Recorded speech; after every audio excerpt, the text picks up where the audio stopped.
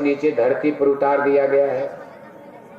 मैं इतने दिन से भटक रहा, जगह खोज रहा हूं। आपके राज में द्वापर जाने के बाद भी धर्म का राज चल रहा है, मुझे कहीं जगह ही नहीं मिल रही।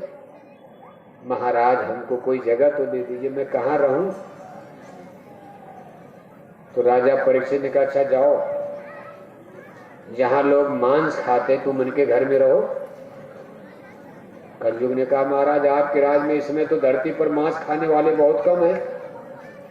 उसमें धरती पर मांसाहारियों की संख्या, नॉन वेजिटेरियन पर्सन्स 20%, 20% बताए जाते, 80% जनता शाकाहारी और 20% मांसाहारी। आबादी इतनी ज्यादा तब नहीं थी, लेकिन जितनी आबादी थी उसमें 20% मांसाहारी और 80% शाकाहारी। और महाभारत युद्ध में जब सब राजा उजा मार दिए गए तो मांसाहारियों की संख्या और घट गई। धर्मराज युधिष्ठिर का राज आ गया तो बहुत जनता और शाकाहारी बन गई। कलयुग ने कहा, महाराज जगह तो आपने दिया लेकिन बहुत कम जगह है और मुझको कई लाख बरस धरती पर रहना है।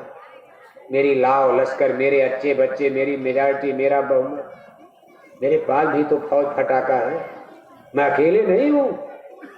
इतने बड़े संसार पर हमको राज करना, सबकी बुद्धि पर हमको चड्डी लेना, सबकी बुद्धि को भ्रष्ट करना। मेरी भी लाव लश्कर बहुत बड़ी है, आप उनको और जगह दीजिए। राजा परीक्षित ने कहा, अच्छा जाओ, जहां लोग शराब पीते उनके भी घर में चले जाओ। तो कलयुग ने कहा, महाराज जो मांस खाता है वही शराब भी पीता, जगह कहां बढ़ी?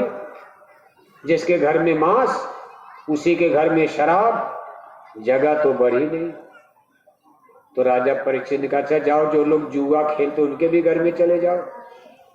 कलयुग ने कहा, महाराज जो मांस खाता वही जुआ खेलता, वही शराब पीता, जगह तो बढ़ी नहीं रही, आप देते जा रहे हो।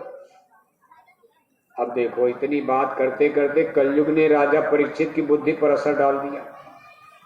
जैसे किसी गंदे विचार वाले आदमी से आप बात करो, आंख से आंख मिल जाए तो उसका रिफ्लेक्शन होता, कर्मों का प्रभाव हो जाता।